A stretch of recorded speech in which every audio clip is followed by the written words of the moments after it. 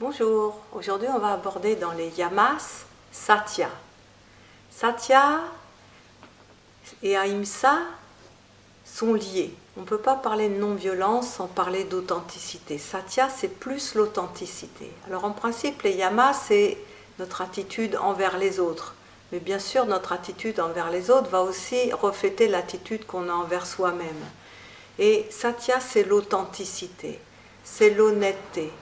Dans l'honnêteté, il y a aussi une notion de douceur, parce que dire la vérité, c'est pas forcément dire les 4 vérités à une personne. Dans la vérité, il peut aussi y avoir le silence d'une vérité qui ne se dit pas. Et dire la vérité, c'est regarder envers soi-même sans avoir peur du jugement des autres, ni de son propre jugement.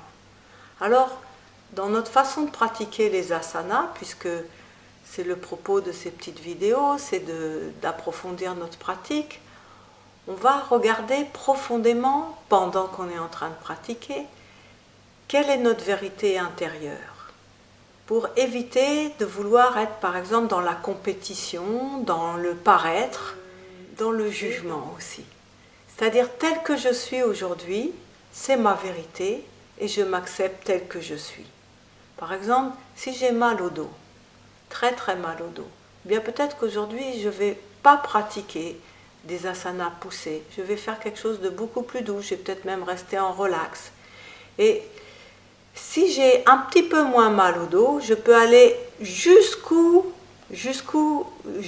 j'ai mal, mais je vais regarder profondément dans quoi je suis aujourd'hui pour respecter complètement ma limite et ne pas me mettre dans un jugement qui me dirait « oh, aujourd'hui, tu aurais pu faire mieux » ou « demain, ça sera encore mieux qu'aujourd'hui ». Non, c'est de regarder exactement tel qu'on est et d'accepter notre vérité intérieure, sans faire de construction mentale, sans se projeter sur quelque chose qui serait bien ou mieux ou meilleur.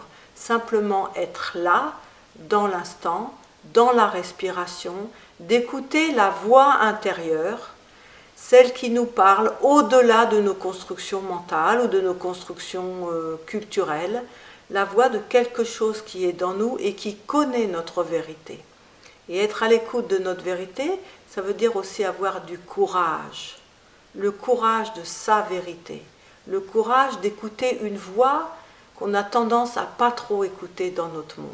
Alors, ce thème-là, de pratiquer les asanas dans la vibration de Satya, demande toute cette attention, et bien sûr, comme je disais au début, se rappeler que Satya et Ahimsa vont ensemble.